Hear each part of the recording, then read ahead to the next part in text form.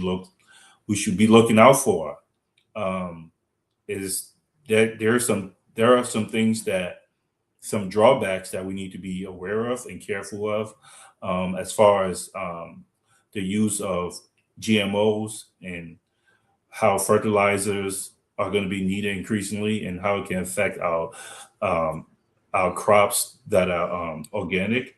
And just information that Liberian people need to have. Some of the information, there is more, but the ones that we know about, I want us to talk about it, so we just don't think that this is all good, well and good. I also want to talk about Cummings's radio interview today, the things he said, and touch on some of the points that he made.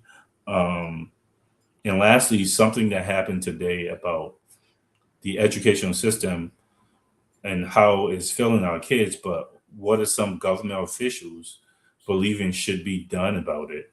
How it's not, it lacks vision, it lacks introspection, understanding. It just tells you that these people shouldn't be leading because the answers that they come up with is void of any education, any research, anything that's going to move the country forward. If we're going to move forward, we need new type of thinking based in reality and truth, and we need to have those conversations and not let things sit after it's said. Not let it sit and people believe it. I think we need to respond to them immediately and keep putting forth the vision of where we ought to be. So I'm looking forward to the conversation.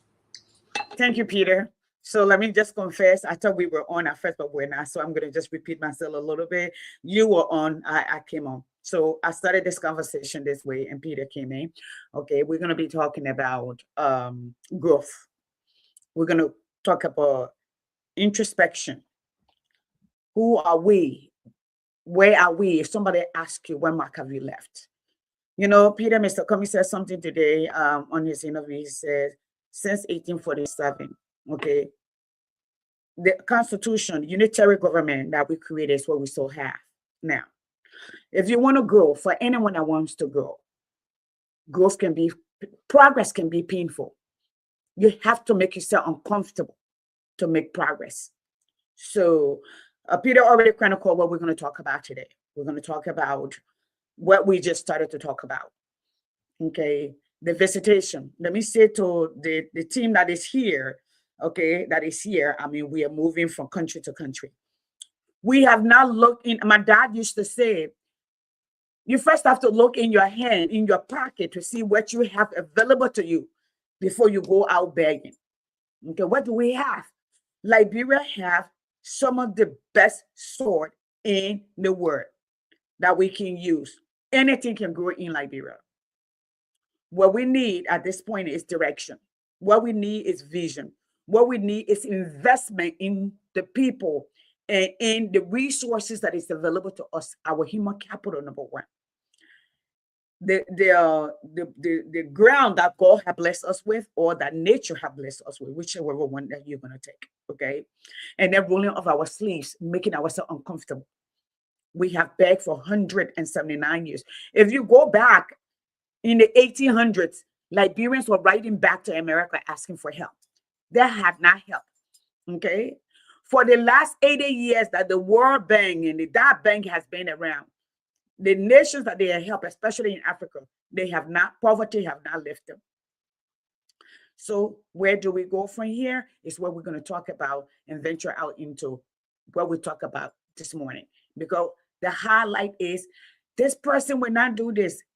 There was so much nuggets that were given us today. We want to amplify it. I want to talk about it. I want to hear from you what you're thinking. Peter, talk about California. Let's talk about our people in California. Yeah, so I want to start with first by saying it's a good thing that we're engaging um, people from across partners, people who could possibly help. No country, no man is an island. So that's a great thing. But the narrative being spewed out of California is what's causing me a little pause. I want to talk about what this deal really is when you research what this deal is supposed to be. And the fact that we have to do that because our government is not really honest. Let's be frank. Our government's not really honest. From the way they're spinning it, it seems like California as a state is granting, is promising to grant Liberians or Liberia um, $200 million a two year hundred million annually. dollars. Yes, correct. Yeah, and that's nowhere near the truth. And So, that's an issue because when our people hear that, because one of the things that Joseph Boyka has been accused of when he does come here to do his medical checkup and then make up reasons to meet with community organizations, mm-hmm. he's Yep. one of the pushback people have is you these trips are not benefiting Liberia at all. So what I Mm-hmm. believe they did is they reached out to someone in California who probably works in the agriculture field or at these universities because the deal was done with the university school system. Right. And what these universities do, um, and I was at universities for a very long time. What they do is same thing with Harvard, especially a lot of Ivy League university. They look to capacity build in countries that are not industrialized yet. So emerging democracies, how they call them, they look to Yep. one of America's greatest foreign asset that they believe they bring into the world is just modernization, and they're also bringing democracy. One of the ways they believe they can bring democracy is assist the countries in getting stronger and being able to to carry themselves and carry their own load, right? So these universities have programs that look to help Africans. So when you hear a lot of people say, "Oh, I'm Harvard trained," or "I went to this Ivy League school," a lot of times is there's nothing wrong with that, but it's a special programs. It's Yep. not the it's not the Standard. regular you yeah, you don't apply like a regular student, like a regular international student, go through the same standards as regular international student. There's a special program set aside for countries like ours to capacity build. You go through that program. The Kennedy School is one of those. When you hear people say I'm Ivy League educated, not to do gotcha with them, but ask them to show you their acceptance letter. uh, what band, especially if you talk about Ivy League, what band were they accepted at? Band Right. just means what level of students were you accepted at, and Yeah. if they can't tell you those things or show you those things, they're not they're worrying, and there's nothing wrong with that. It's still great education, still great everything, but I say that to say that universities do have special programs for capacity building in countries. What does this have to do with the trip? Well, what the California university system has promised Liberia on that deal is still it's not even an MOU yet, so it's not anything signed. What they're going to do is assist Liberia in a few things, right? Agriculture modernization is one of them. Okay, and I'm going to talk about the drawbacks. So that's a positive thing, but there are some negative with that. So let me list this first, and yeah, I don't know if you want me to talk about the negative after this, or we talk about it in a little Yeah, bit. yeah, we Okay. can talk about we're For, talking about the positive. We talk about and I like and Peter when you amplify, yeah. okay. Um, So it, so here are the things. Here are the go things ahead. they're helping us with: agriculture modernization. Right. We don't have Joseph Boycott said he's an agriculture president. I don't believe he is. I don't think he's got any education in it. So what they're going to do is give us their expertise in agriculture and best practices. Their all the modernization, all the cutting edge research, things that work, things that don't work, how to help our special soil. They'll give us that information. That is it's worth something, but they'll give us that. Not money, they'll give us that information. Training and research. We don't have any research being done in Liberia. I don't remember the last peer review article that came out of any universities in Liberia or how many published professors we have in Liberia. So they will help us with training and research. That means we have to have workers, that students that are able to be trained. The California school systems will help us with that. Uh, Technology, anything technologically based, Liberia will pay for it, but they will help us with the agriculture technology. Why is that important? Liberia is going to have a skin in this game, so we're going to have to train people. We're going to have to we have to get create systems. I was reading something that says we need to get storage facilities, transportation, and infrastructure like steady electricity. There are a lot of things we have to do for this to happen. So where did the $200 million come from? Well, that number that's floating out there is just simply how much Liberia spend on importing rice into the country. So they're That's saying the that if this system estimation. gets Yes.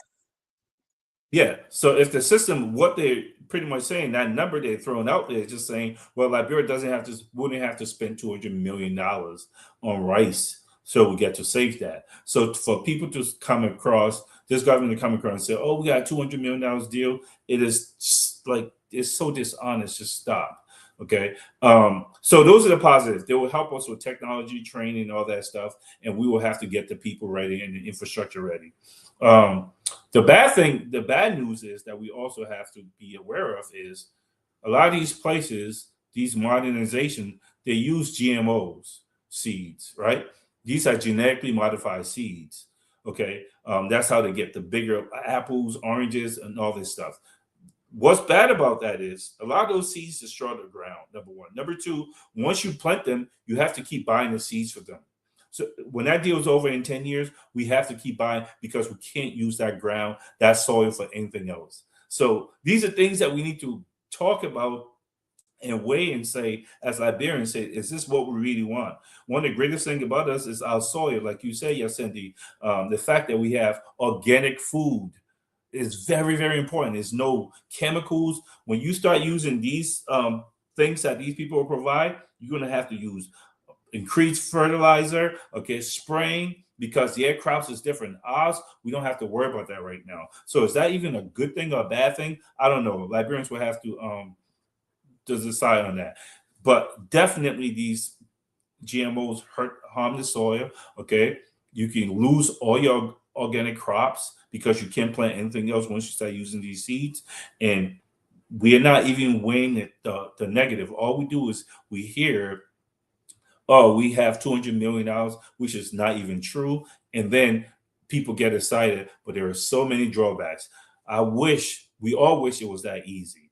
It is not that easy because if it was, many other places would have just done it. There are a lot of legwork we have to do, and there are a lot of things we have to weigh to say, do we really want these things or do we not really want these things? So, anyway, that's my take on that. You're muted. Thank you, Peter. We're gonna go ahead and welcome Emric, but before Emric, hold you talk for a second, I wanted to add to that. I think you made a salient point. One thing that the leadership in Liberia, and I made this, I talked about this morning, section this morning about majority of the time, the people that leave the diaspora that they hire, majority of the time, they do not get the best of us. Okay, they get mostly the desperados. All right. So they don't challenge. When you get the best of us, they challenge. Like for instance, the former, after Ellen first took over, the former finance minister, when things did not work out the way she thought to build the Liberia that she wanted to help build, she packed up and left. What was her name? And Emily, because you guys in the same field. What her name? The one from Oh, the first finance minister. doing Ellenstein? Yeah. Is it? I think I know who you're talking about. Asanye I think or she works in Ghana now. yeah. But Don't come back to that's me just in a Oh, second. Akisara or something? Akasaye, I think yes. Then you Yeah, have Akisara yeah. also. Then you have Dr. Gompu who worked in the planning and wrote some of the codes. When things didn't look right, he packed up, he came right back to the States. In fact, he been in Liberia for the past couple of years and he did not want to be in the government. Then you had a young guy named Manir that were at the central bank. They wouldn't put him there, who is an economist, went to, he's a scholar here, taught at a university here, and they were trying to get him to take the fall for you. Remember that guy, Paley, the one that they get a $500,000 to $26 billion missing from the central bank from CDC, and he refused. He says, "I'm not putting my name on the line." So when you get those who you can market, like can market themselves, who understand process, procedure, who have competed in other competitive society, they just don't bend. Okay, you do not get the best of it. What am I saying this? There are Liberian PhD in agriculture who live here in the United States, who live in other countries. Some have left and gone home.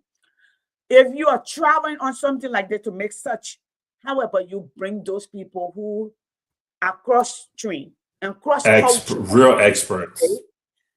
And I'm going to just say we are not getting into Mr. Cummings. Mr. Cummings made a point today. Every time you go to the table to negotiate, okay, and you go at a disadvantage, those that at the table are already at advantage. So you will lose every time, okay? Like you said, Peter, we're in the age of what? Genetically engineered food product. All right. We just saw with Nigeria. Nigeria used to have the best ginger in the world, and they decided they're going to help them do this. What happened? Nigeria, the next crop fizzled, and they are complaining, and they cannot use that particular soil anymore to plant. So what are we getting? We are getting the help.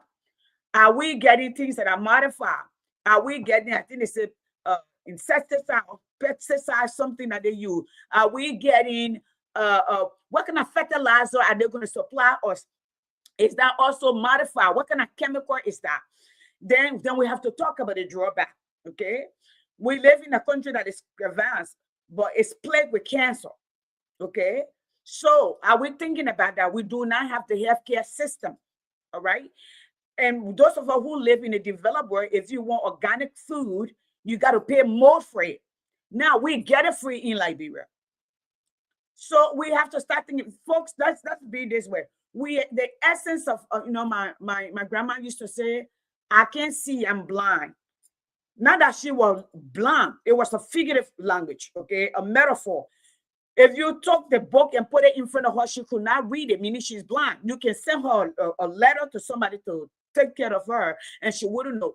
So she wanted her children to learn to be her ears and eyes, because those languages were foreign. If you are going to the table, take your best minds with you to negotiate. In that, you will be at an advantage, or you will be in the competition, not just at the table. So we are bringing this to because most of you are just excited. The moment we hear about money, we don't care where the money comes from. We don't care who money it is. We have to rethink the way we do stuff. That said, Emric, welcome again. Please add your voice. We're going to talk about this for another maybe 3 minutes. Yeah, Cindy, before Emery comes on, Antoinette Said is who you're talking about. Antoinette Said. Yes, Said. I said Said, yeah.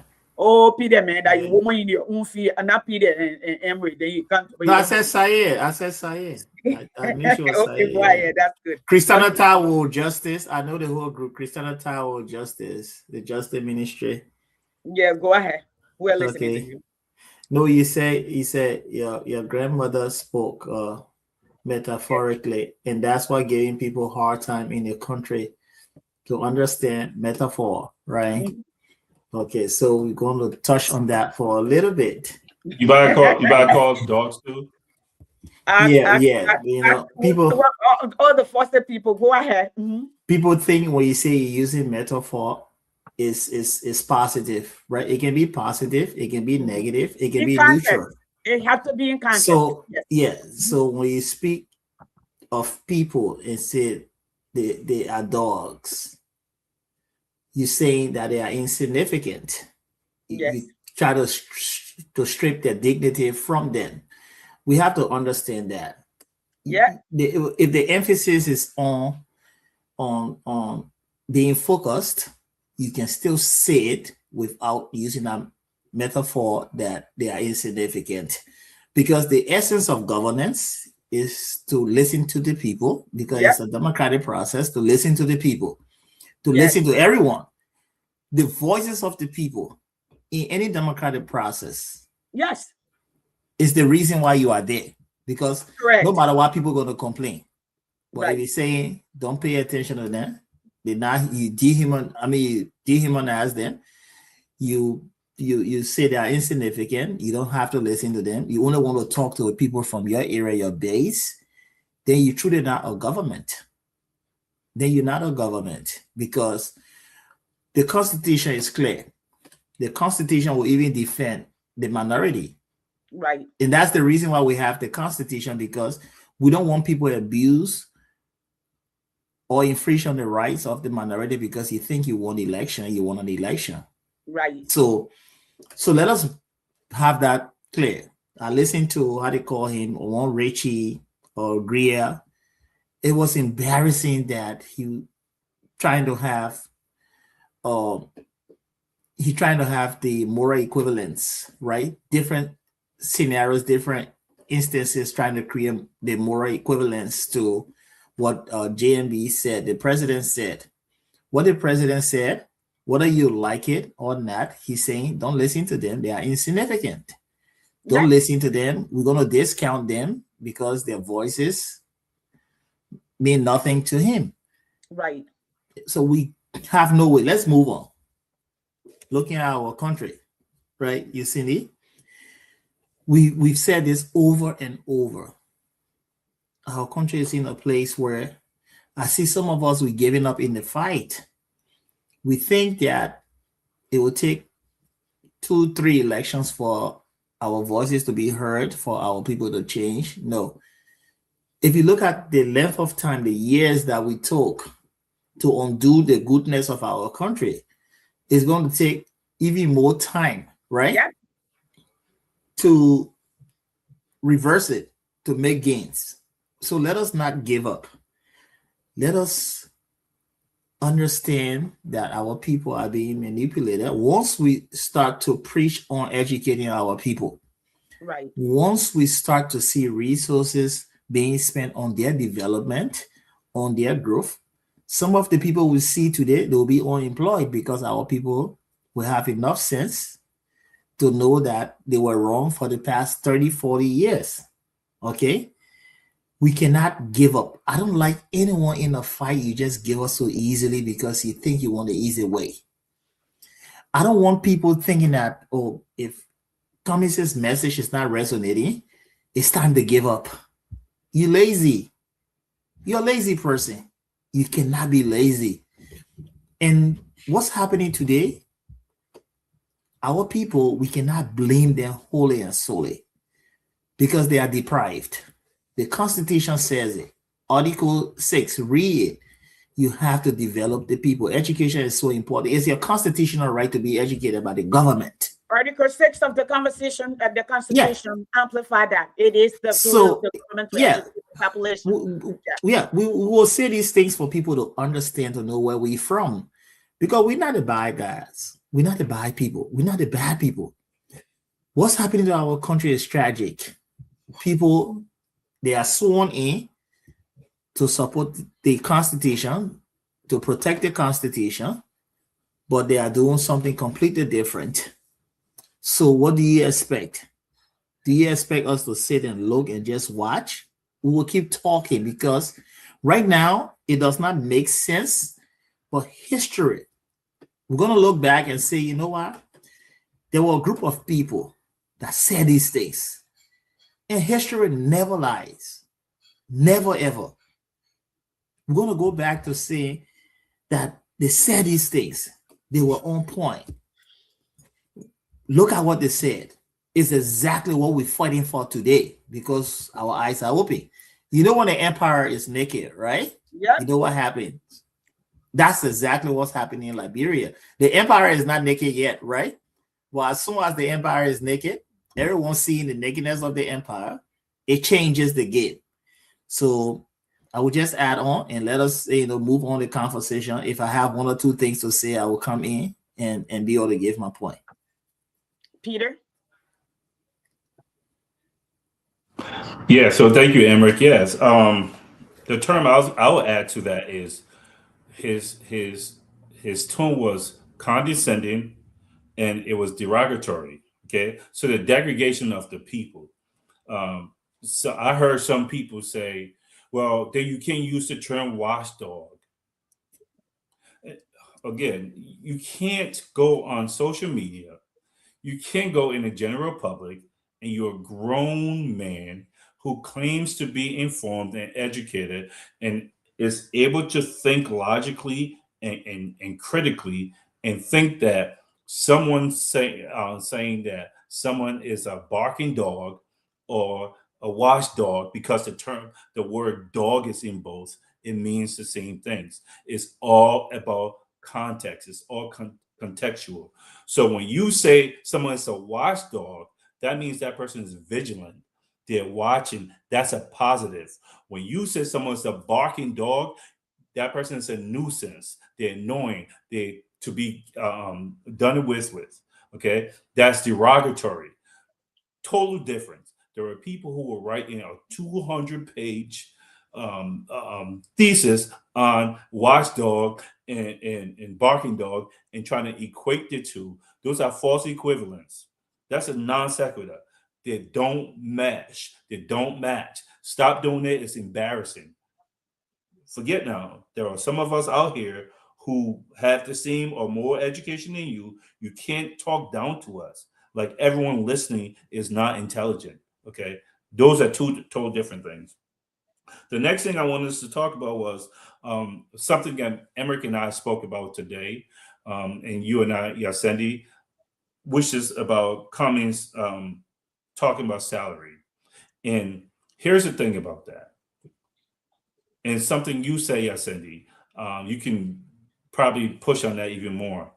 The fact that he's still talking about it tells you he's consistent, and that's literally his worldview. He literally believes in this. That's why he's been talking about this since 2016. He's probably been thinking about it forever. Okay. There is no reason why you should pay me. All this man said in 2016 and 2017 was integrity institutions in Liberia is the most important. We need people who will watch, who will be watchdogs, who will be alert, who will be vigilant in watching over the finances and what's happening in Liberia and who is practicing corruption.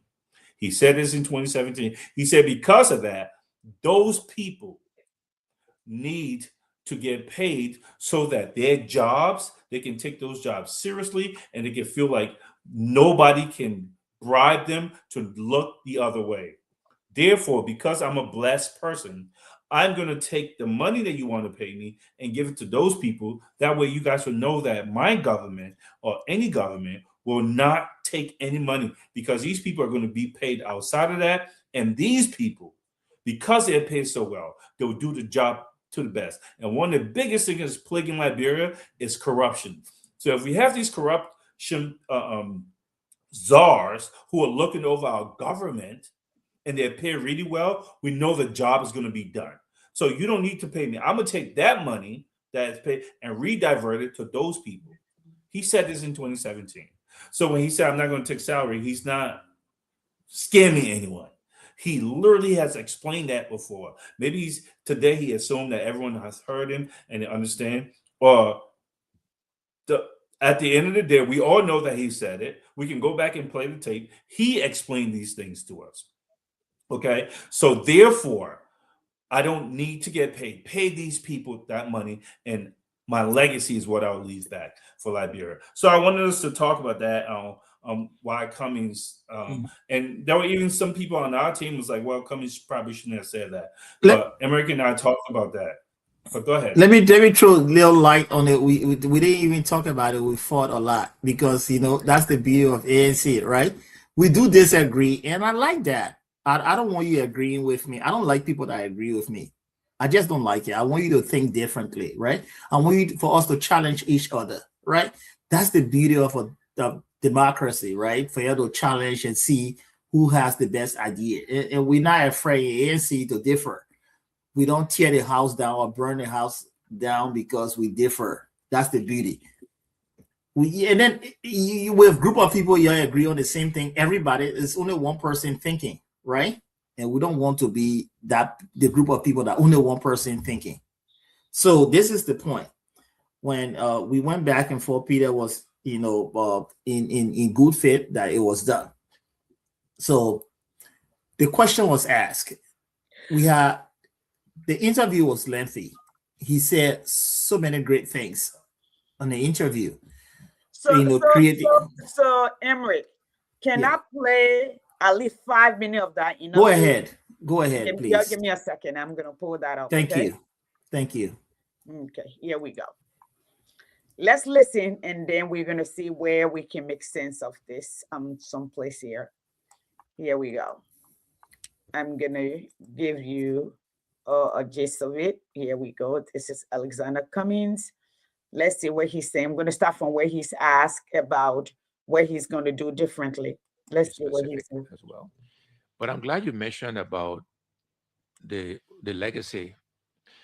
So I want to remind Liberians that I've said this all along many times, but again, maybe not in ways that can be appreciated. And I own that in that my ambition is to work with Liberians to change the country.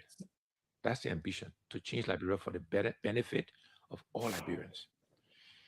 The presidency is the job that allows you to do that. Is what I call is a means to an end. It's not the end. The end is to change the country for the benefit and enjoyment of all Liberians. That is the ambition.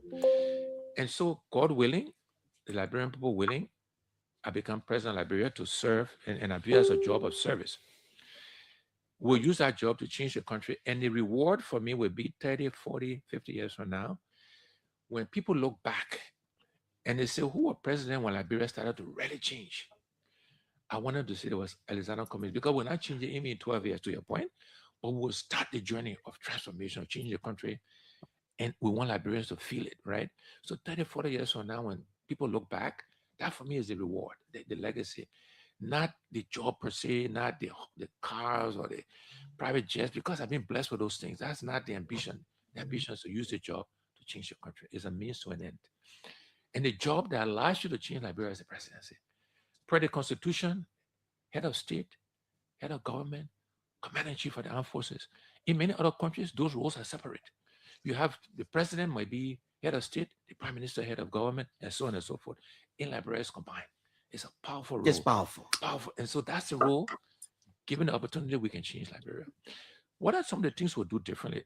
First of all, we want to implement policies that will immediately affect the lives of ordinary Liberians. So we want to immediately, for example, I'll give you multiple examples. We want to immediately invest heavily in healthcare, what we call primary healthcare. What kills most Liberians, Clarence? These are facts, right? In no particular order. Malaria, typhoid, hypertension, diabetes, childbirth. I think there's 6, there's one I'm forgetting. We need to make sure we got clinics with drugs, healthcare workers paid, nurses, midwives, birthing rooms. Those things will impact people's lives right away. We want to make sure we're paying the people that do the real work, police officers, healthcare workers, teachers, the military people, civil servants, pay them what I call a living wage, at least $400 or $500 a month. It will impact their lives right away.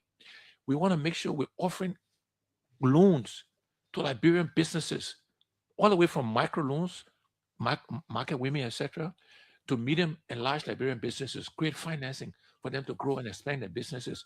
It will help them directly. We want to implement a national youth service program to help with the unemployment issue. It's not the ultimate solutions to unemployment, but it's a bridge to unemployment. Then we want to invest in those things that will create jobs and generate growth. We will invest more in agriculture. The first A in the arrest agenda is agriculture. Mm-hmm. If you look at the original budget, I think they were allocating like $30 million in agriculture. That you can't be serious if you're doing that, right? In the supplemental budget, I think they only allocated another $500,000 or $1 million. Agriculture is a growth driver. It's a job creator. And when I say invest in agriculture, I don't mean just farming. Farming plus building factories to add value to our agricultural products, right? So we invest in those, investing in housing. Liberians need housing. It will create jobs, by the way, and it will solve a problem, right? That's another opportunity. Investing in tourism, right? If you look at Kenya today, you look at South Africa today, you look at Senegal today, look at the Gambia, big part of the economy is all about tourism. We got 350 miles of beaches in Liberia. We got mountains, waterfalls, all that kind of stuff, right? So those are things we'll invest in that will directly begin to influence the life. And you think the current government, headed by your friend, is not doing some of those things? No, I mean, look at the allocation of the budget. Clarence, again, is doing the same thing over and over and expecting different results. My favorite quotation from Albert Einstein. That has gone so wide. We are allocating, the budget is now gone to over $1 billion. Right? By the way, in 2017, as you know, at a debate, I said back then that our budget should be more than $1 billion United States dollars, and I was ridiculed. And we should have been there a long time ago, faster. Okay, we're there now. Check. And by the way, it should be even $2 billion plus, and I can tell you why. But even though we got this increased amount, we're allocating the same way into recurring expenses, right? Into investing in the government instead of investing in the people, right? Why are we not investing into electricity, into water systems? I mentioned into tourism, into agriculture. Those are things paying civil servants more so they have a living wage. Why we're not taking that incremental money and allocating it differently than we have in the past? Instead, we're investing more in the legislature. 103 people, over 50 million United States dollars. Why? When the average teacher. Why do you think our budget could go up to 1.5 or $2 million on a Cummings presidency? Many reasons. So when you just that's the last simplistically, it's much more complicated than we'll go back to that. I'm going to make it yet, right? So when you compare us to Ivory Coast, right next door, right? Ivory Coast population is about 5 or 6 times ours. We run about 5 million or so people. Ivory Coast around 33, 34 million, 6 times roughly, right? Their budget is over 30 billion United States dollars, right?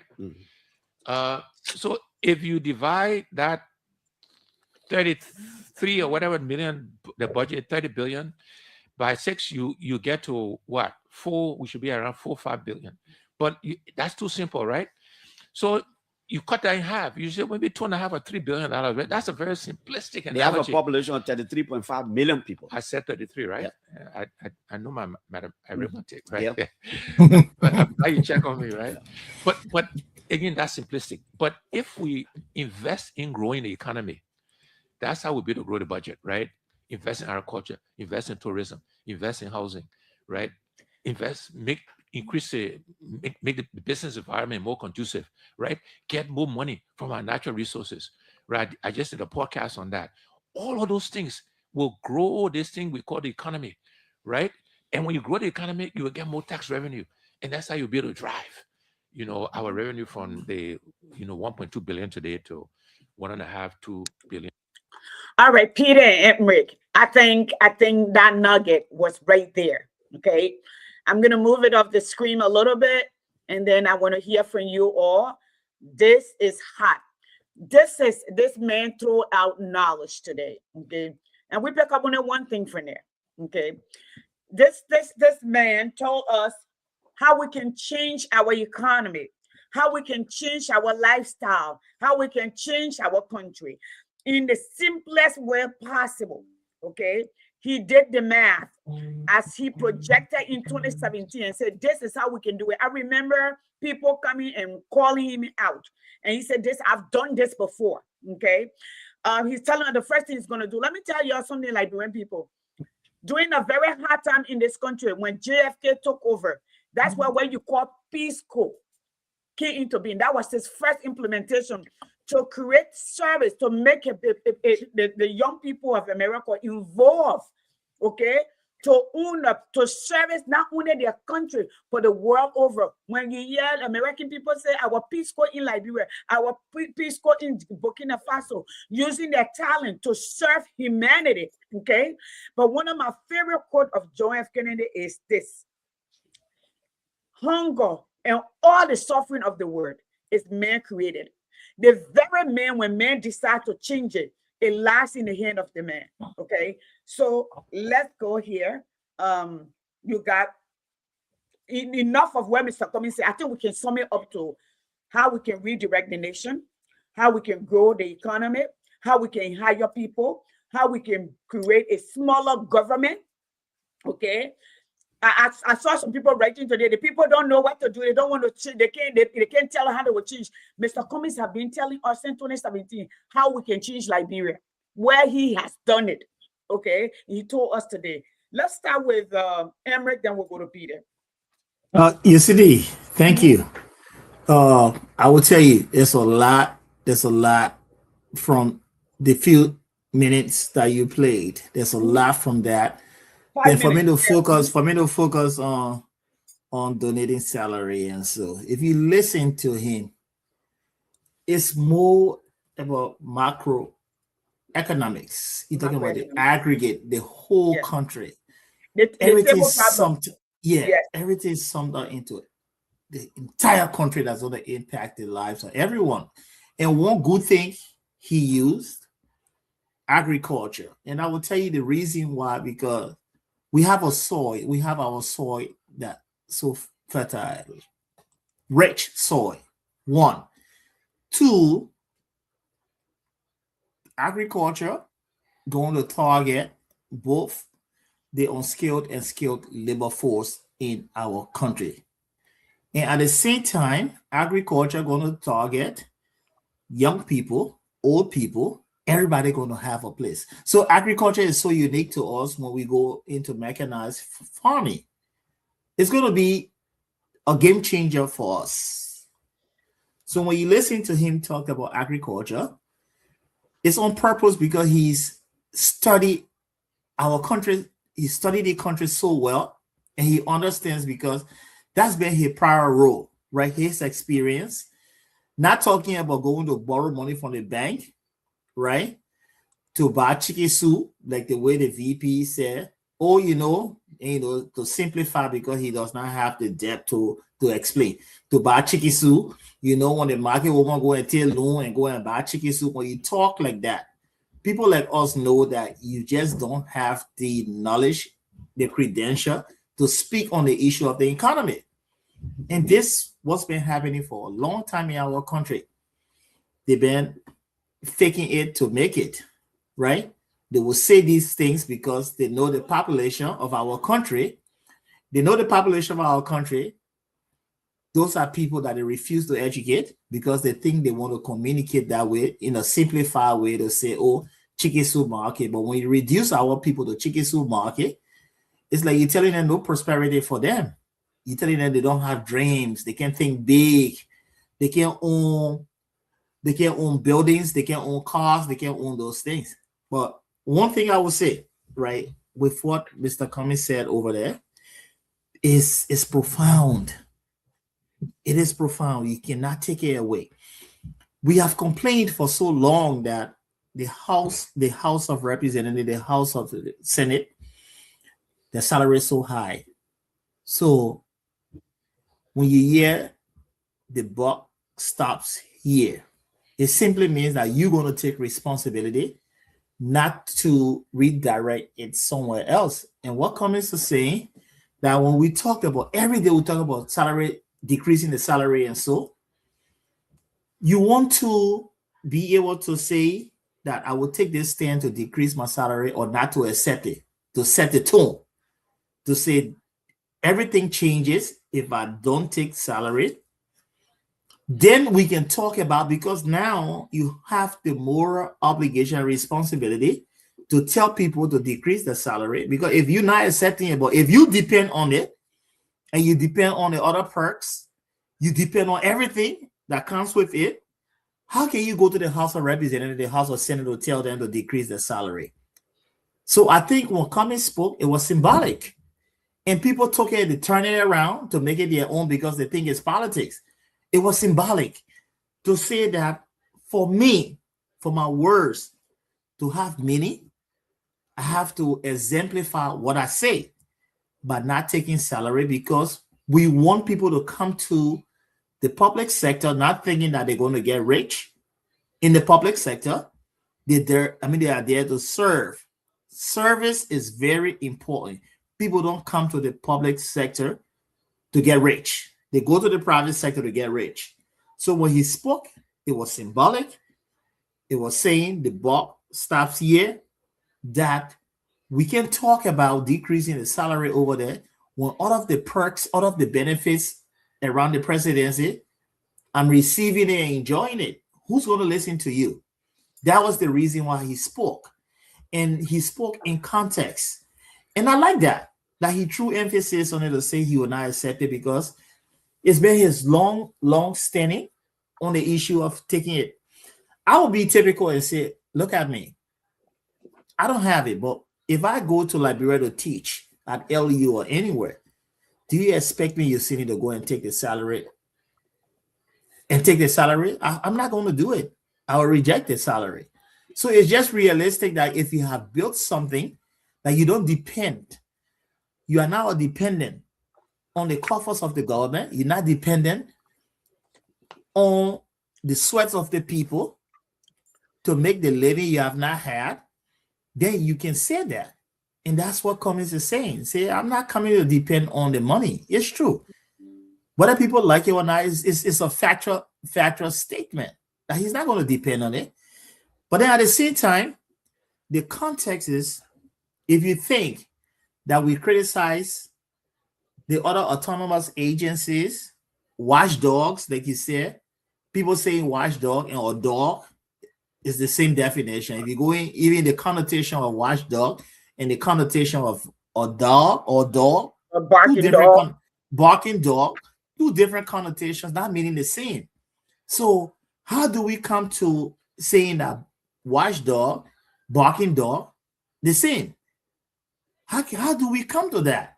Sometimes I sit and think, do we do that on purpose, or is because of our educational system not up to par? So Cummings, so with Cummings saying that, to say I will not take salary, he's not someone who can brag about what he does or who he is. He never ever, that's not his persona, that's not his personality, right? We can add context to it to say that, okay, he does not need that. What Cummings wants is legacy to create a society that will live after him and say Liberia is prosperous today because of Cummings. Some people just want to build, some people just want to have legacy in life. Everybody has different callings, and some people want to go after the money because they have done nothing in life. They want to live off the people. They want to come and pretend like they have it, and they did not have it. But Cummings is being real, because everything he ever said in life that he's going to do, he did it. No one can come and say, oh, he pledged this or he said this, and we see that he did not follow through. So it's something that we don't have to follow people that are trying to tarnish him to say because he said he will give his salary away.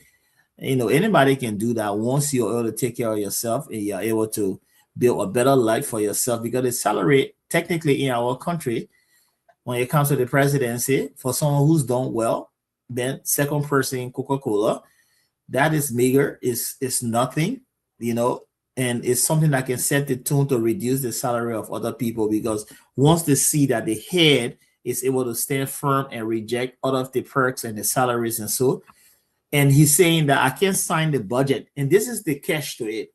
If he's saying, because if he's the one to sign the budget to make it legal and saying that if you guys can revise it to change your salary structure, I'm not going to sign it. You know what's going to happen? They're going to say there's a new sheriff in town. They're going to say, now we have a government that's going to work for the people. Now we have a government that looking at all of the complaints of high salary in the House of Representatives, the House of Senate, to say someone is standing up to it, to counter it, to say it's not right to come to government to be rich and make money. You're there for service. So that's what I got from it. That's the positive aspect of it. People can say what they want to say, but to me, it's positive. Okay, let's go to Peter. Peter, The few things though, you can add up to where Emery just said. Emery, you got to stay on the screen, or I will move you. When you come back, let me know, and I will add you. Okay. Now here we are. It makes more. The guys don't look too high quality. Mr. Cummings talk about the governance structure. You teach government, okay? How impactful our structure is. Why there's a need to decentralize. In fact, that is the last unit that I teach before the year ends on the different structure of government in South and Eastern Asia per se. Now, let's say for instance, Japan has a head of state and a head of government. Some countries have those separated. Let Mr. Cummings spoke to. Some country, one person carried that position. In the unitary form of government in Liberia, the president is almost absolute. The president is almost like a monarch. Okay, especially when you have a rubber stamp legislature that most do not understand what they are doing. Talk to us about that, and you can put in any addition. And also, if you can elaborate on how America, after the Great Depression, after how they were able to change themselves, like the selective service, they had young people, over 7 million of them, about, the CCC, what do you call it, surveillance conservation. They had 3 million, then the other group, they have all these young people. Why that was done, that changed America forever. Because the blueprint out there that we can use, we just have to customize it. Talk to us, Peter. Yeah, so many directions I can go with that. Yeah, the CCC was a civilians conservation corporation, but the job of those people was just to make sure that they were hiring young people. We do that in America now. In the Yes. summertime, all these high Yep. school kids get jobs in the parks. College kids. Yes. We get college kids, and the reason for that is that that's a jobs program. The way you keep economy going is you have spenders. Young people spend money, so the government found creative ways to put money in young people's hand. Old people don't spend money, so the government gives them the pension system and retirement system because those people are going to save money. You need money for the economy to grow. So after the Great Depression, after America went debt broke, like Liberia, that they realized that we need to find ways to make sure people have money. And when people have money, they're going to be consumers. They're going to buy these things that are being made. This is why America has welfare. America is a capitalist system. In a capitalist system, is every man for himself. The reason why America still have socialistic and communistic aspects to the economy is because if people don't have money and become desperate, the whole economy crash. Even for the rich people, the economy crashes. So you need to come up with ways to make sure young people have money. So when Cummings talk about national service for young people, this is strategic. This is someone who is studying nation building. When Cummings, oh, by the way, let me go back to what Emmerich is saying. Cummings was very, very specific when he talked about not accepting salary. He was not speaking metaphorically. What I see the merit to what Emmerich is saying, but Cummings said, "I'm gonna take the money and reallocate it to autonomous Yeah. agency." Those words came out of his mouth. It was Right. not being metaphoric. He said, "Don't give me the money, give it to them. Let them watch these places. Let them watch me. Let them watch different ministries to make sure that people were not stealing money." Okay. All right. So I want to make that clear. Okay. The other thing I want to talk about was, yes, you said to talk about how America came from the bottom. Not just America. Companies also talked about housing. Yep. Housing. Yep. Guys, China, Singapore, South Korea, Taiwan, all these countries made sure that one of the things you do if you want your country to grow, first of all, you need to put the economy in the hands of the people. So when companies talks about microloans, guys, a lot of things this man is saying is going over a lot of people's head because Yep. they don't understand nation building. And when he becomes nuanced, that means he start being very particular. It's going to sound like what? It's going to sound just like he said about not taking salary. It's going to sound like he just saying things because he wants to be like that. But for those of us who study nation and nation building and world government, we know what this man is saying. The only reason I said I paid attention to this man is because the things that he was saying were resonating with me, because when I was in undergrad, I learned these are things other countries did to become Yeah. rich. So when he started saying these things, he said, I'm going to use the Southeast Asian model in like a command economy to an extent. I was like, who the hell is this guy? Because he was a Liberian man speaking the same language those people spoke that built their countries from poverty to prosperity. Nobody else has spoken like that. If you listen to the rest of these people, like Boycott, these people speak vaguely because they're not experts in anything and because they haven't studied anything. I know for a fact, not just this man's studied it, he's lived it. He's lived in those countries. But everything he's saying, Liberians, trust and believe. This is the blueprint that was used in other countries. So when he talks about housing, yes, one of the things you do is you eliminate one of the biggest bills that people can have, especially young people. Okay. You take housing off the table. Not only that, he says it's going to create jobs. How's it going to create jobs? You got to build those high rises. Who's going to be building them? Our young people. Our people are going to be building them. So when he talks about public service in America, they did parks. They were planting trees. In Liberia, we need to get rid of some of the swamps to cut down on the mosquitoes. Okay. We need water infiltration systems so we can cut down the typhoid. When he talks about those things, he is being so strategic. It bothers my soul when I hear people who do not have one idea how nations are built criticize this man.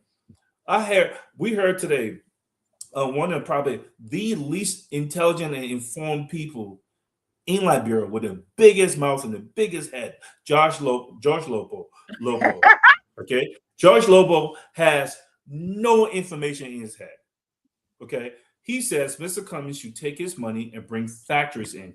Now, Lobo is not the only person who says it. A lot of lay people who haven't studied it says that, right? Why don't you create jobs now?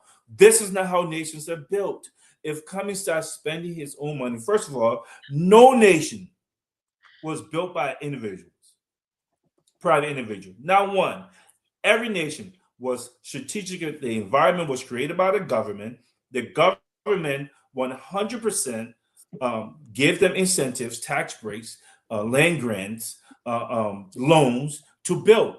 So the government is only the government can do the level of heavy lifting, the level of heavy lifting that is needed to transform a country, to build the roads. No one money is going to go into that. Bring factories where? How are you going to bring factory? Do you understand what people need to bring factories in a country? First of all, you need a spending class. We talked about that too. How to sustain that. Yes. Mm-hmm. You need a spending class. That means, like he also said, you need people who you need to give people money you need to pay them livable wages. It's not just employment.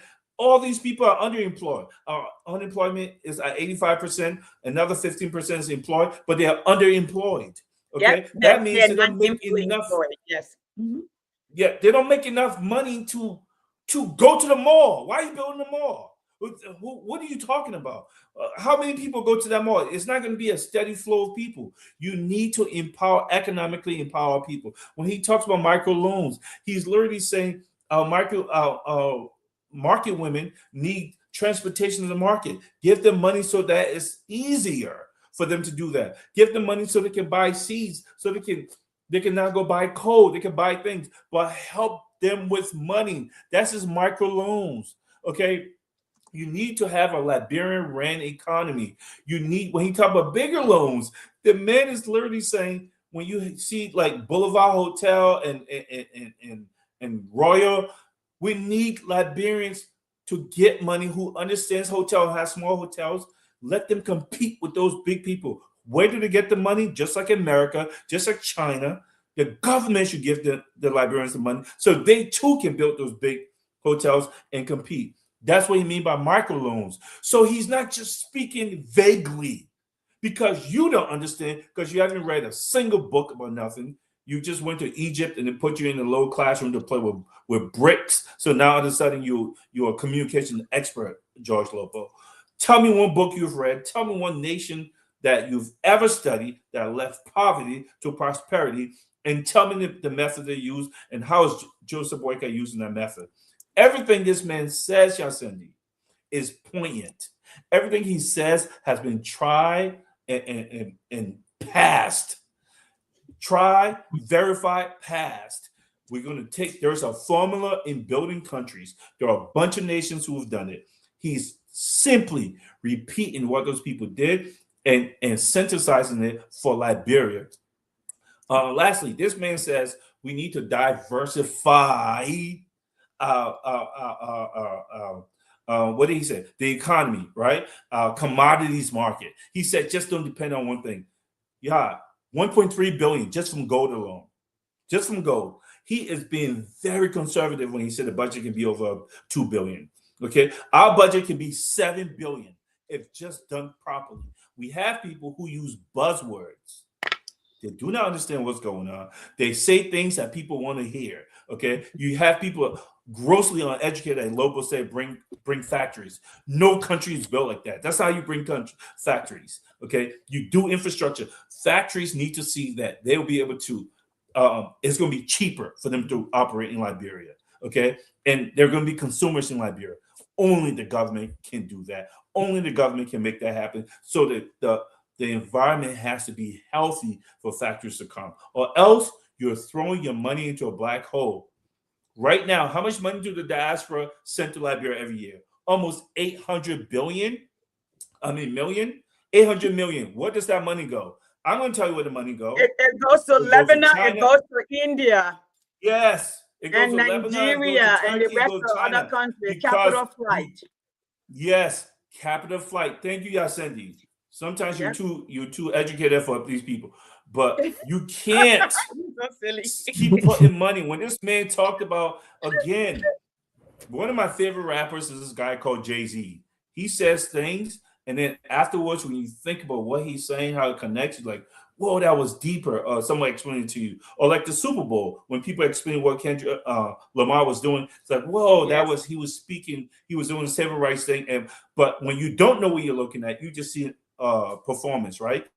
Cummings talking about a leaking bucket. He was talking about the black hole. He's saying no matter how much money you send to Liberia right now, because there are no systems in place, the money is going to leak out to where it's always been going. Fix the holes first, and that's build systems. The man has a blueprint. So when I hear people who don't know anything try to disparage this man and try to discourage people from voting for him, these people are literally enemies to a progress of our country, and we shouldn't take that lightly. It's not okay, because our people can easily be influenced, and if you listen to them, they will be adversely affected, negatively influenced, because they listen to the wrong people. Lobo doesn't have a degree, doesn't have a mastery in anything. He doesn't have information on anything. Anything he says, anybody. Experience. He does not. Yes. Anybody in Liberia can say the same thing and make the same criticism. Like I was talking to another person the other time, was like, oh, nobody knows Cummings. What are you talking about? Who knows Boycott? He should go in the street. How many times Boycott been in the street? You guys, you're literally picking a person who doesn't have information, and you're hurting our country, and that's not okay. So anyway, I'm gonna stop here. Thank you, Peter. So we're gonna go around the room one more time, and we're gonna hard stop at 9:30. It's 9:18. A good output in my OMG. Coach, welcome back. We miss you. Yeah, they be in. I told you, Coach was but Coach is here. Now you say, oh my God, Coach, we miss you. Listen, I'm gonna add it. I'm gonna let you guys go around the room. I love when Mr. Cummings explained to the Liberian people when he said, the easier way to change our country and change it faster together is from the presidency, because the president is the one who has the most power. The president is the one that is in charge of all of the resources in the country, based on the structure of government that we have. He also said, let's say the government is being decentralized. He say it is superficial, meaning it looks that way, but it's not in actuality. Okay. The superintendents are answerable to the president, they're not answerable to the people. So there's no local government per se. Okay. The city mayor are appointed position there. That small country, okay, has over 5,000. Okay, we got a call. Over 5,000 appointed position. All right. That's more than the power that the people have, Mr. President Hodem, to elect their own leaders.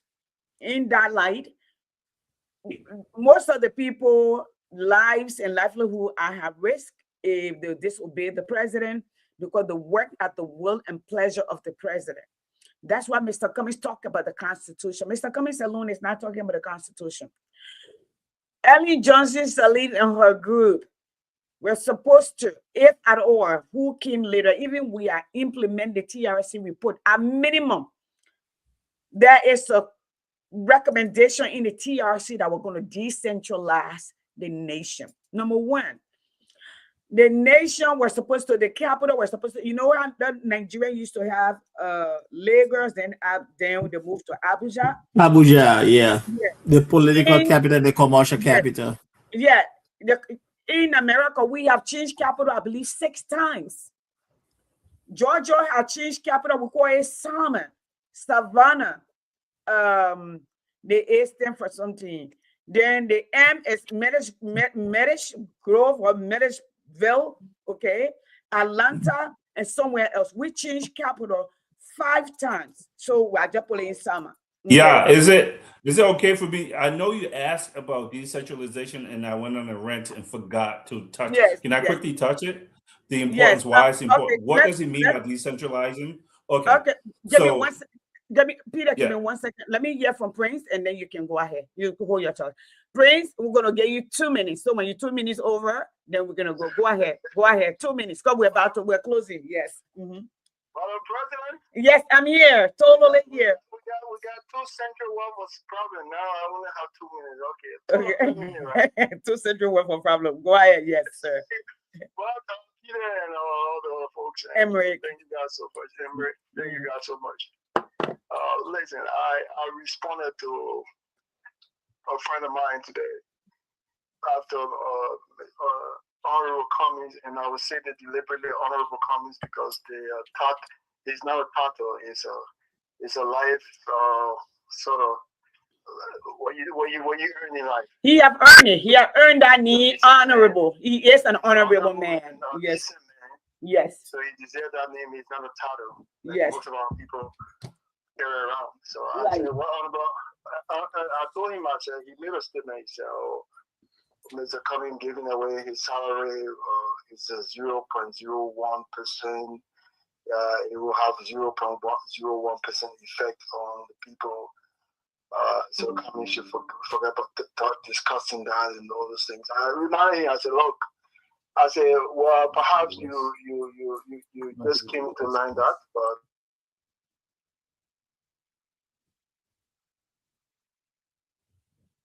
oh, Prince.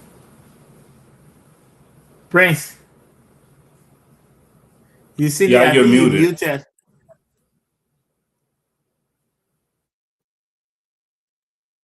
But we're not hearing Prince. Sorry, Prince, you're talking. I'm sorry. I was listening. Go ahead. Yes. So I reminded him that this man has been consistent.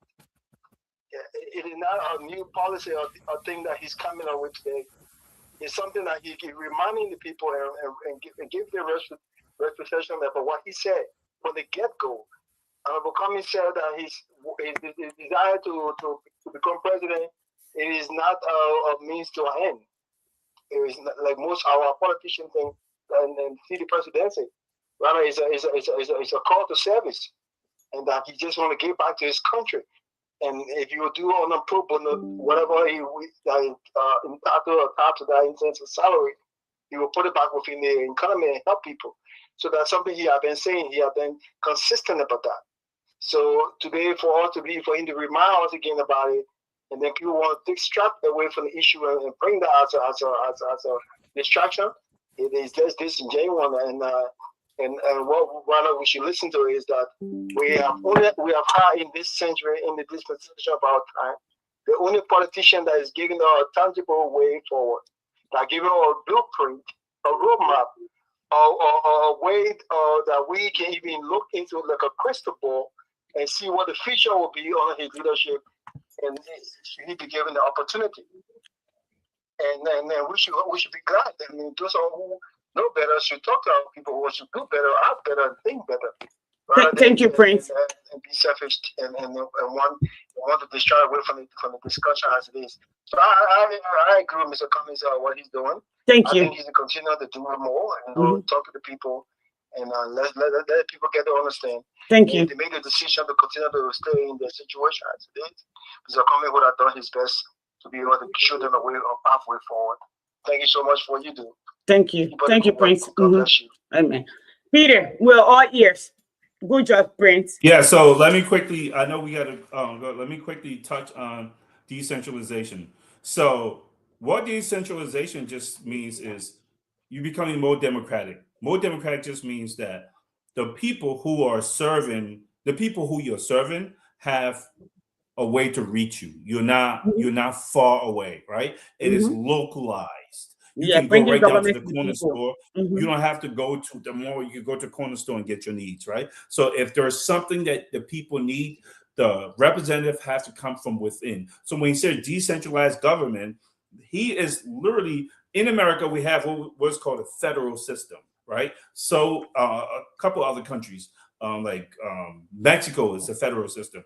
All that means is the government is broken down into pieces so that the people making decisions about your life, you can reach out and touch. When I say reach out and touch, it's easy. You kind of know them. You don't feel like they're distant and there's somebody out there.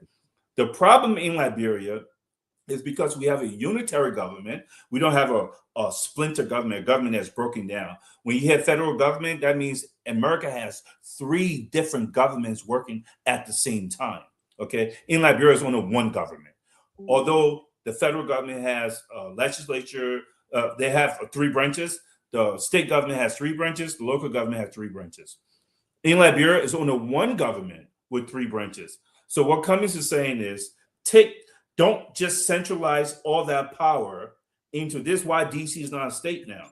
Don't put all that power into one little area. Spread it around so that whatever benefits is coming from the government, and people can reach out and touch those government, and it can benefit those people who are around. Don't just have it centralized in one location, as far as being structurally centralized in one location. Even though the representatives are supposed to be doing the job of the people talking to them, but they don't.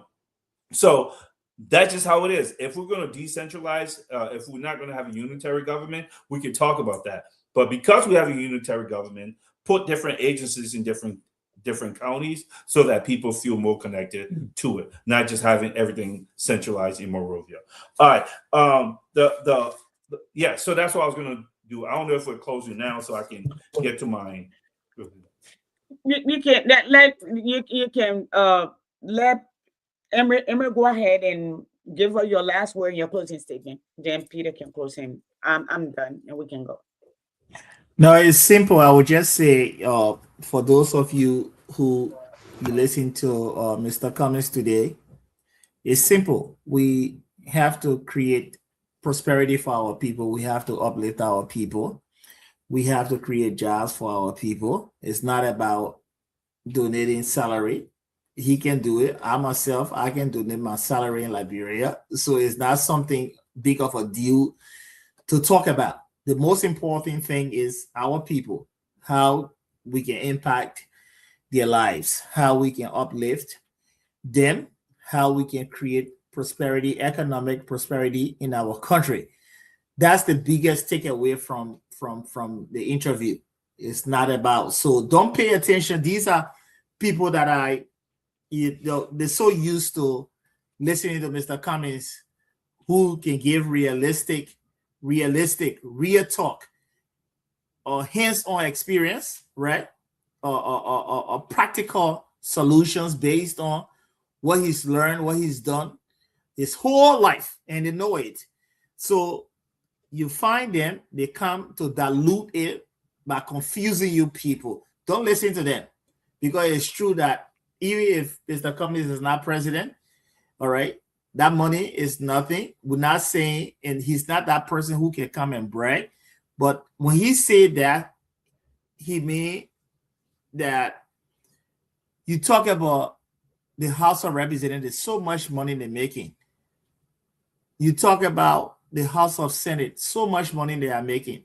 The only way you can be able to counter that is to have a president who's not begging them to sign the budget because he wants the extra benefit. That's the reason why. Yeah, like then. That's the reason why. Because this is the reason why it's continuing is because the president, the people we elect, is what they depend on for their livelihood and the livelihood of their families. So he wants to take that away and say, we can't depend on the private sector to get rich. So what we need to do, and I will set an example, is to not talk about the pay. Because once you do that, you can counter them. You cannot sign a budget where the high salaries for them will be included in that budget. You're going to tell them, say, cut that budget down, because they will not sustain it for 4 or 5 months, because you can sustain it because you are able to take care of yourself in doing your career. They cannot do it. So they'll be forced to succumb to that pressure. We have to pressure them. We have to have strategies to see how they can be able to reduce the salary. And one way to reduce the salary is to have a president who will say, you know, the salary over there, I will use it as an example, right? We're not saying that the salary of Cummings, that if he doesn't take the salary, will create prosperity for the whole country. But it helps in a way that it has so many ways, like you using one stone to kill so many birds, right? You can use that one stone to say it will help to reduce the salary in the House, in the Senate, because that's what they depend on. If the president is not yielding to their pressure, if he's not going to yield to their pressure to say, because what's happening, most of our presidents we elect, they yield to that pressure to say, because they depend on the budget to live. So if you have a president who's not going to depend on the budget to live, to take care of his family, that's a good thing. And what is Liberia going to lose if you have a president who's not going to depend on the budget of the country to live? What are you going to lose? You're going to lose nothing. So, and I will say again, Liberians, if you are listening to me, when Cummings said that, it's not in any form to brag or to boast. It's true. Once you take care of yourself, you have a good career. In this country, people that take care of themselves and have a good career and invest to taking care of themselves after their career is over, yeah, they can afford that because they're going to have residual income. They're going to have money coming in every month for them, that they don't have to see the government as the ends to the mean, to their means. They're not going to see the government as a place of making money. They're not going to see the government as a place to rip you off because there's no way out. They're going to have a place to see, okay, now I have a fallback because I have lived a decent career. I have had a decent career. I can take care of myself. I can do those things. So let me give back to my country. We all can do it. We all can do that. But if you find somebody who's leaving from America, leaving from Europe and other places to run back to seek opportunities over there, it simply means that, and I will be clear, that person is a failure, because this environment, this competitive environment we are in America, in Europe, it gives us the chance to build a better future, a better life after your career is over. When you are retired, you can put money. That's what we call being responsible. That's what we call fiscal discipline. When you have the discipline to take care of your finances, when you leave from here, you're not going to be a leech onto the society in our country to demand high pay, to demand those things. Because when it comes to the public sector is to just give service to your people. It's honorable to help your people. So he's not wrong for saying that, to say, I will not take the pay. People talk in other contexts to say, oh, he you know what the pay gonna do? The pay is to set an example to the entire country to say it's not business as usual. I'm the president. I am not going to get into the House of Representatives signing or bill where they being paid extravagantly. I'm not going to do that. I'm not going to sign or bill. I'm not going to sign a budget that you see the senators going to make so much money when somebody is there making $2, $3, $4 a month. And that's the right thing to do, because if you look at Truman said the buck stops here, right? It simply means that he bears the responsibility to change things in our country. So if Cummings is saying that, do not take it out of context and let politicians to fool you. Don't let them fool you to say, oh, the man's saying it because that's his position. He can afford it because he was able to be disciplined in a competitive environment to create wealth for himself. We all can do it. Cummings is not better than any one of us. He's not. Anybody can do it.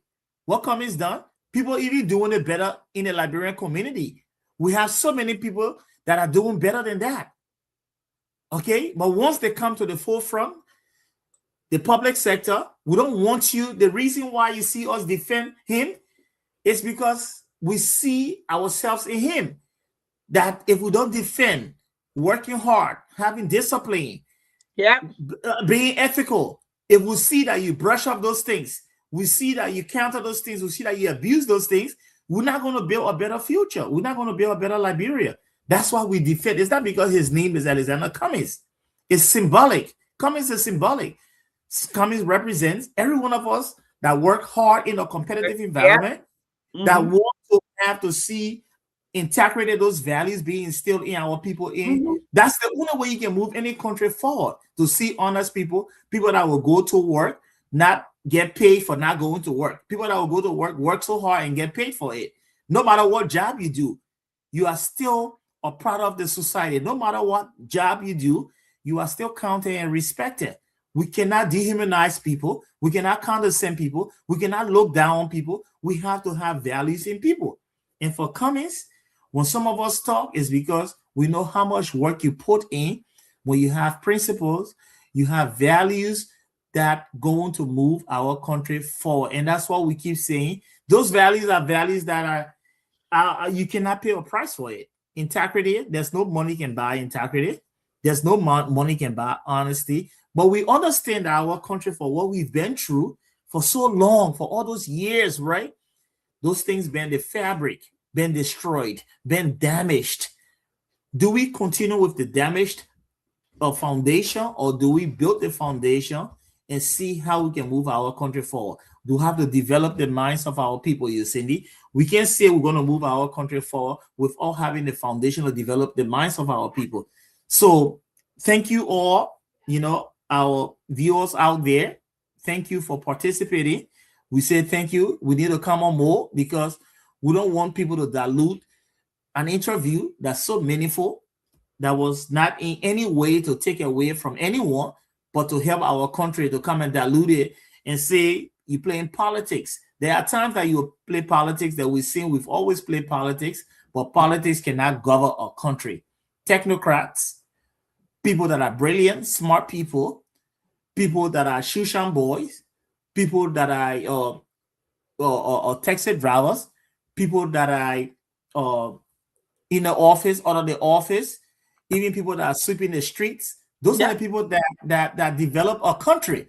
We are all connected. You have a leader that understands how those different professions or different careers can link up to a prosperous Liberia. When you give everybody jobs where people are paying taxes, we're not going to worry about a budget being $2 billion. We're not going to worry about a budget being $3 billion. Just the tax revenue, the payroll tax revenue alone, if you put everybody to work in our country, right, that can amount for that amount of money. And people think that if you look at how many people that are unemployed, that alone, if you can find jobs for them, and you have payroll deduction, you have payroll taxes on them, that alone can make up for the $2, $3, $4 billion we are talking about, because that's how it worked. That's how it works in most countries, and that's how it's going to work in our country. We're not different. We can't say Liberia is different from other countries that are prosperous. We can say Liberia is different for other countries that are thriving. We can say Liberia is different. The only difference there, we are doing it differently. We have not used the model being used in other countries that are successful. We have not. We have our own way to talk about it, like we have the expertise in it. We have our own way to come and condescend people that got the expertise, that be able to build, create the policy, that able to create the different tax code, be able to give the different ideas. We always condescend them because we think we have AI, we think we have a chat GDP that would, just give you, listen to the VP. I'm sorry, listen to the VP. He's talking about chicken soup. He's talking about whole country. Oh my God! Yes, I want to talk about that soup tomorrow. Yeah, you're talking about chicken soup. How can you talk about a whole country? Then you reduce it to taking loan for chicken soup. Do you have to even take loan for chicken soup market to pay back? Do you have to do that? You see, I thank you for the time, and thank you to the listeners. We here and we'll come back in full swing to be able to counter those. If they want to challenge us, is George Lobo, and so if they think they're competent enough to challenge us on the topic, subject matter, they can come and challenge us. Well, thank you, and I'll say goodbye to you all. That said, we are going to say good night to all of you. Thank you so much for tuning in. in. I didn't do my closing, sweetie. Oh, sorry. Yeah, go ahead, sir. Go ahead. I was wondering why you putting the Peking on the screen. Yeah. I'm going to move the Peking. Let me move the Peking. Okay. Thank you. So, first of all, Emmerich, thanks for the conversation tonight. Thanks for people tuning in. A couple of things. I first want to start with ANC. I'm probably one of the more aggressive people when it comes to people, even within our own circle. I feel like ANC people just sit back and let people define Cummings and define what they are often. I was kind of proud of them today, so I want to say that out loud because I'm vocal in my criticism. When that complete idiot, empty-headed idiot, George Lobo did his post, I read on the post, a lot of people came out and put him in his place where he belongs. So that's a good thing. So let me say this to NC.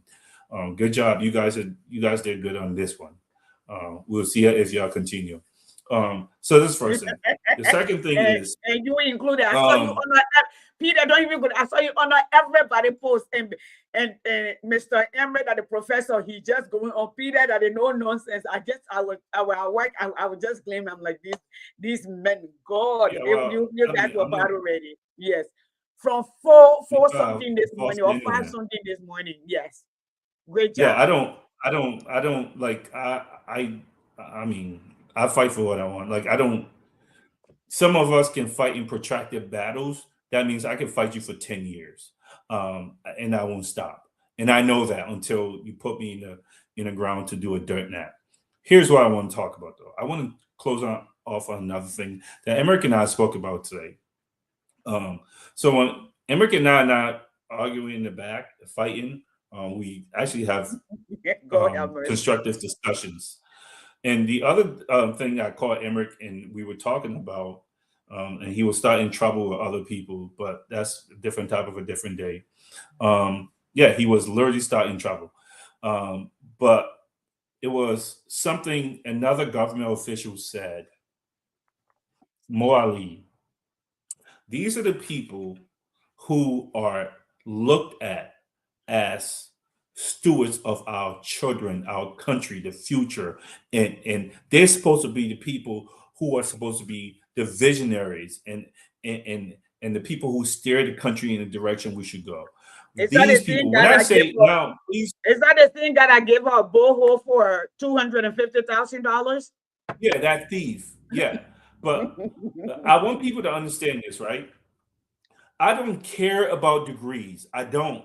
Emmerich and I've talked about, you and I have talked about, if you look at my house, I'm going to do, Emmerich Benson's the one who was telling me, you got to put your degrees up. You got to go to your things. You got to celebrate that, right? I don't put those things up. I'm going to now, right? You know why? Because it doesn't matter. If you know something, people will know that you are informed based on how you speak about it, right? This is why I believe Joseph Boycott doesn't take interviews from anyone intelligent. This is why George Lobo would never fix his face to come up on here and debate anything that has to do with nation Josh building, Lobo, we are government. challenging you. Ahmed Nicole. I No. hear him. You see me. You see And- me. and- Never, ever And this is a fact. If Yeah. Joe Lobo comes on any debate, but no, he's either gonna make one of excuses not us, to come. But and I will tell you this. you and Peter, but Emmerich, I was here when y'all used to teach this man about just Yeah, basic no, he'll be. and economics. But Josh never been in that environment. When we all were on the same platform But together. it is a factual statement that he's never been in that environment where he's ever been a leader for anything, not even for a kickball team. Who's it going to lead? So yeah, let me say this, right? Go ahead, Never- Peter. You And guys are here's- sitting here's to what beat I- on this so show. I don't Okay. care about when I say I don't care about degrees, right? Because I feel like people use them as a shield. Oh, I went to this school. No one gives a damn, right? Can you synthesize information? Can you take that Yes. information and apply it and then bend it? Can you make it malleable? That tells me that you have the dexterity with the information you're talking about. Let's debate governments. Let's debate world history. Let's debate economic trends. Let's talk about those, right? How it links to Liberia or Sub-Saharan Africa. I want us to debate that because that's what matters to our country, right? They will never come to that. And I say that to say, so when Lobo goes on and say, oh, I had interest in whatever he said, economics at ASU, Arizona State, he is purposefully being deceitful, right? Because when our people hear Arizona State University, they think this man had the academic discipline, and this is why this is one of the main reasons why education, the degrees to me matters. It is we all sat through those, right? Undergrad and graduate school. It is hard to write those papers. It is hard to go to those classes day in and day out, and you had to do that for me 4.5 years and being an athlete. It's a gauntlet, right? So it's hard. Just you have to be so disciplined. Peter, Just like the Cummings discipline doing is nothing different. hard work. No, Yes, the discipline is it's not different, even Peter. necessarily you're not Yeah. smart enough. It's just do you have the discipline? Yeah. You put your social life, your academic life, and for me, your athletic life together and still move forward with your class. No one gives a damn if you're doing this. You still have to pass. You still have to write that paper. You still have to study. You still have to pass that test. The man has never done that, right? You've never done that in any credible place. For you to try to lambaste a person like Cummings and put him down and degrade him, it is a spit in the face of all those people who had to sit there and actually go through that. You don't have the information. You don't know. Do not put anyone down. You So, see, they can brings me send to this more- to you for you to put it on the screen. What's that? Send it. Let- I send it to you. I me. text Okay, it let to me- you. Send I it mean, you on interrupted my. me on. No, Peter, I know. I'm sorry, Sorry, Peter. Peter. I think it's time for us to go. We've been here 2 hours. You are Yeah, still no, we talking? need to go, Can I but explain? we just want to post that on the screen. If Peter will be talking, I will post that on the Okay, screen. send it in my send it to my messenger. I really want to talk about Mo Ali. Yeah, Sandy. Okay, You guys go have ahead, really Peter. thrown Go off ahead. my thought. You just force it. Go ahead. Peter, go ahead. We're No, not I stopping mean, you. Just be I talking. need to flow. You're breaking my flow. I want to Okay, talk about Mo sorry. Ali, and this is something I'm passionate about. Beating kids. Don't just cause it This is down. not some joke. Okay, you can't. Yeah, Peter. There is Peter an adverse. children. Sorry, Peter. Yeah. Peter is big about children. He's correct. Go ahead, Peter. We'll listen to There you. is a severe adverse consequences in beating kids. Well, I have to be. I'm an educator, right? And I have children of my own, and I'm a human, right? There are severe adverse consequences in beating kids. Okay. Some of the consequences. First of all, besides the fact that they're not going to trust you emotionally, especially when they're between those ages, the ages of like the teenage years, when you need to find out what's going on in their lives, they will not open up to you. This is study after study after study have proven this. They won't. You won't have that connection because you beat them. Okay. Anxiety. It affects the anxiety level. And depression and self-esteem. Let me tell you why that is so important. It affects their IQ and their ability to learn language and words and vocabulary. the hippocampus is the part of the brain that's responsible for learning. Okay, and then amygdala. What happens is those two words I had to remember. What happens is when you beat kids, it affects the anxiety and the stress level, prevents them from absorbing information. I say that to say this because that's the norm in Liberia. We have the slave, what we learned from the slave masters, and we think that beating kids, yes, you get to have compliance from them, right? When you are there, Temporarily. but they don't learn. They don't learn from you. They don't. It's not the same relationship. I said, show me the scientists that got beaten. Show me the inventors that got beaten. Right? Show me the top doctors that got beaten in the world. People who come up with studies.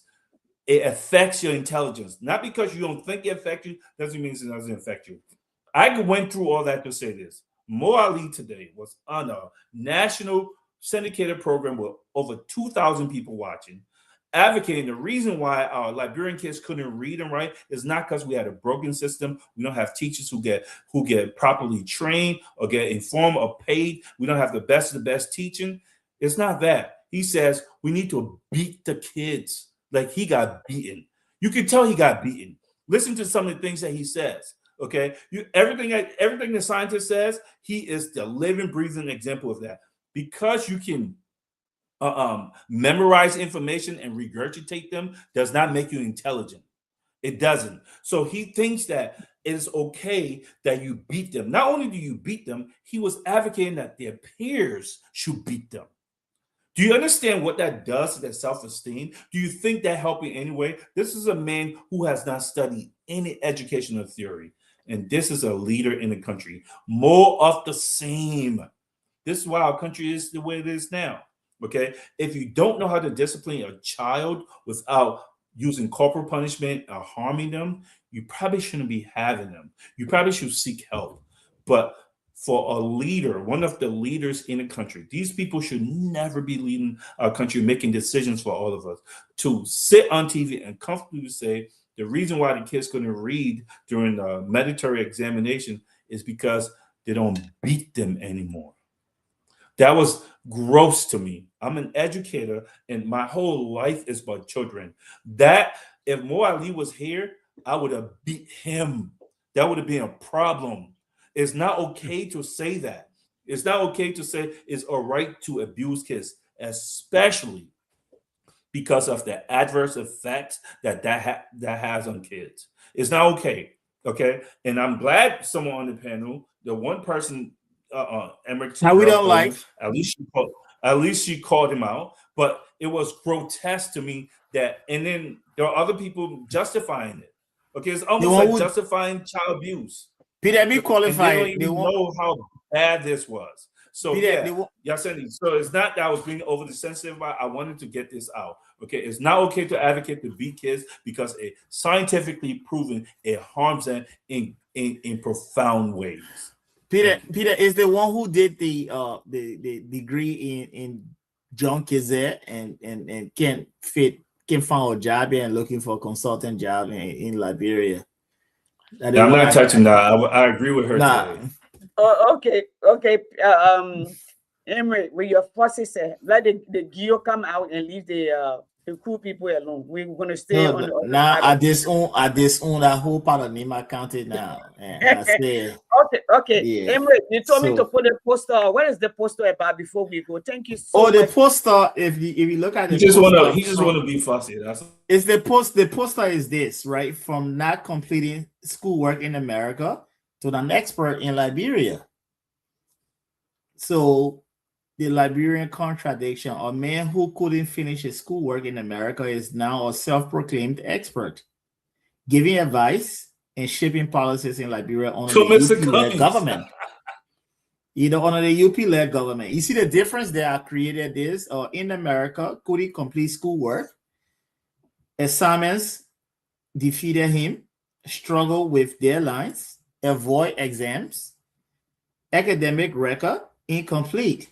But in Liberia, calls himself a policy expert, gives examines to a whole country, explains economic policies, examines national decisions, no track record, no problem. Same story, different location. Incomplete homework, F equals complete confidence. No, you have to go, you have to read these things.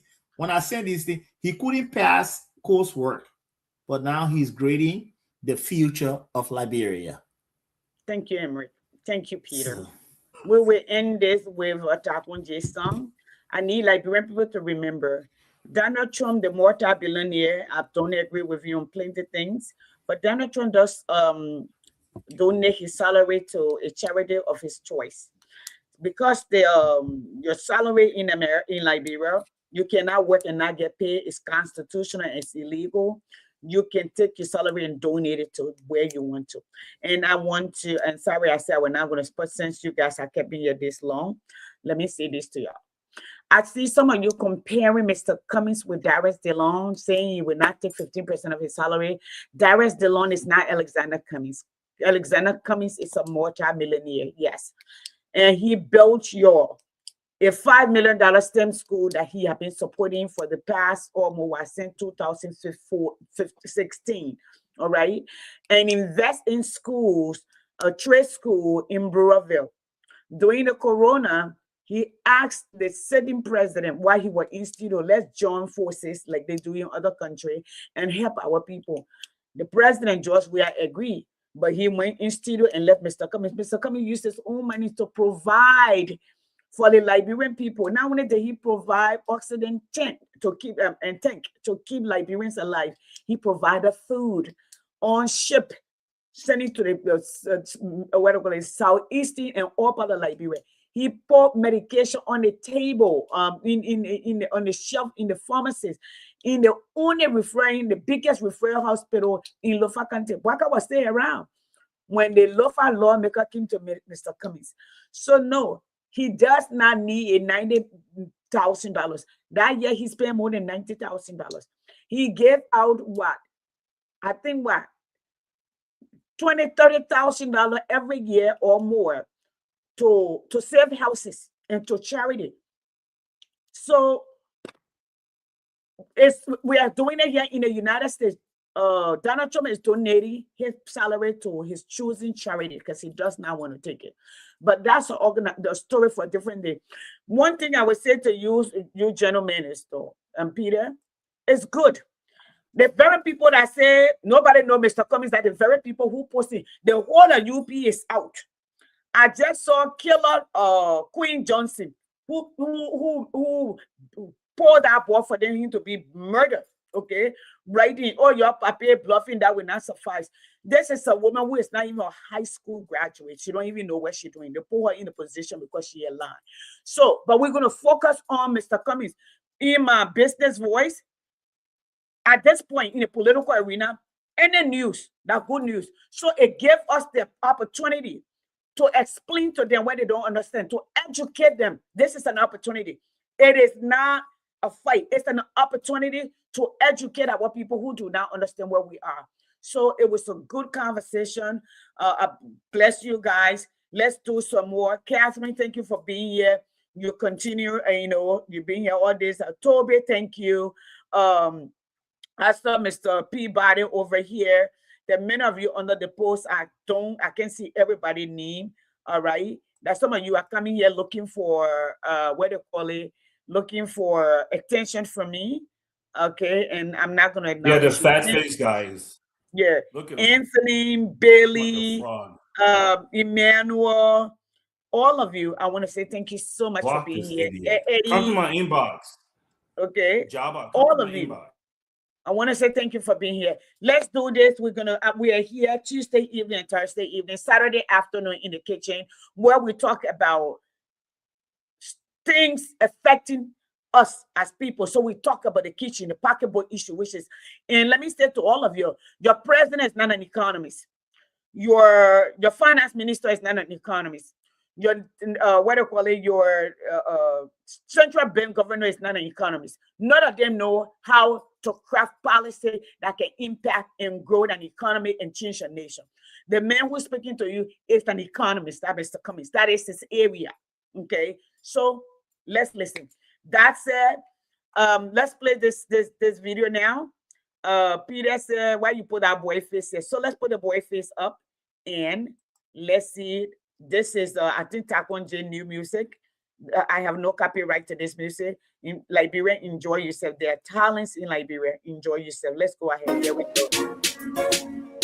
It's a banaro. Takunche. Sibiripira patala. You unega wancha. You want John Wish. You not ever palava. You want your his. You get oka. You want run with speed. But you want show. You want show. But you want show. And I mean, yeah, I just came a little. Where my hand not reach, I cannot force it. You're not on salary, but you want them a check. When the moko finish, then you start to bid. You're not got here, then you